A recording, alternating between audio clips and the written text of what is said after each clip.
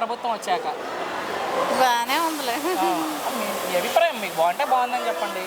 ఏమన్నా పథకాలు ఎందాయా? ఏ పథకాలు రాలా? 3 గ్యాస్ సిలిండర్లు ఇచ్చామన్నారు, ఒక్కటి కూడా రాలా. అడగండి సచివాలయంలో ఎందుకు ఏంటి అనేది. అడగాలి, అడుగుతాం. నాతో మాట్లాడమ్మా. ఫ్రీ బస్ పెట్టామంటున్నారు లేడీస్కి. ఉపయోగించుకున్నారు ఫ్రీ బస్సు. చదువుకునే పిల్లలకు డబ్బులు వేసామంటున్నారు. ఎవరైనా ఉన్నారు చదువు? పెన్షన్లు పెంచామంటారు. పెన్షన్ వస్తుందా మీ ఇంట్లో? వస్తుంది. ఎవరికమ్మా? మా ఇంటానికి అంతకు ముందే వచ్చింది, 1000 రూపాయలు పెంచారు. ఓకే. మరి ఆటో వాళ్ళకు డబ్బులు వేసామంటున్నారు. తెలియదు మాకు. పొలం ఉంటే పొలం డబ్బులు వేసామంటున్నారు. మాకు లేదు. మీకు మొత్తంగా ఎలా అనిపిస్తుంది ప్రభుత్వం వచ్చాక? ఏమో లే, బాగానే ఉంది. అంటే జగన్ ఉన్నప్పుడు మంచి జరిగిందా, ఈ ప్రభుత్వంలో జరుగుతుందా మీ ఉద్దేశంలో? బాగానే ఉంది. కాదమ్మా, జగన్ ఉన్నప్పుడు జరిగిందా, ఈ ప్రభుత్వంలో జరుగుతుందా అంటున్నా?